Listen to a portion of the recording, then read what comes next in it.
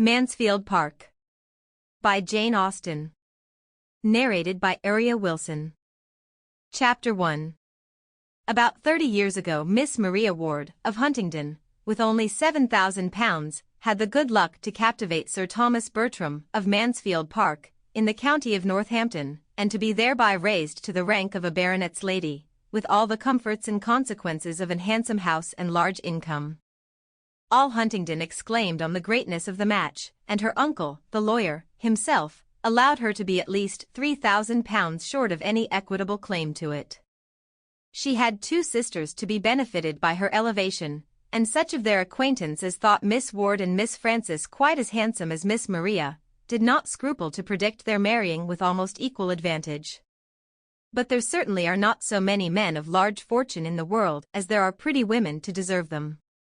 Miss Ward, at the end of half a dozen years, found herself obliged to be attached to the Reverend Mr. Norris, a friend of her brother-in-law, with scarcely any private fortune, and Miss Frances fared yet worse.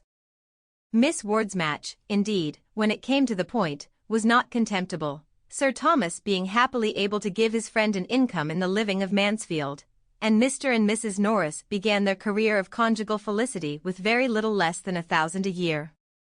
But Miss Frances married, in the common phrase, to disoblige her family, and by fixing on a lieutenant of marines, without education, fortune, or connections, did it very thoroughly. She could hardly have made a more untoward choice. Sir Thomas Bertram had interest, which, from principle as well as pride, from a general wish of doing right, and a desire of seeing all that were connected with him in situations of respectability, he would have been glad to exert for the advantage of Lady Bertram's sister, but her husband's profession was such as no interest could reach, and before he had time to devise any other method of assisting them, an absolute breach between the sisters had taken place.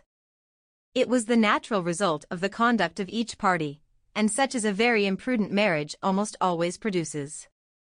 To save herself from useless remonstrance, Mrs. Price never wrote to her family on the subject till actually married.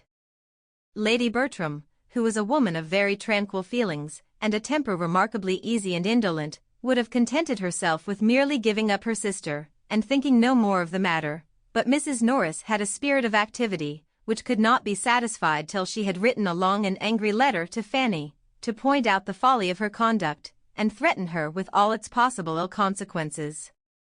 Mrs. Price, in her turn, was injured and angry, and an answer, which comprehended each sister in its bitterness, and bestowed such very disrespectful reflections on the pride of Sir Thomas as Mrs. Norris could not possibly keep to herself.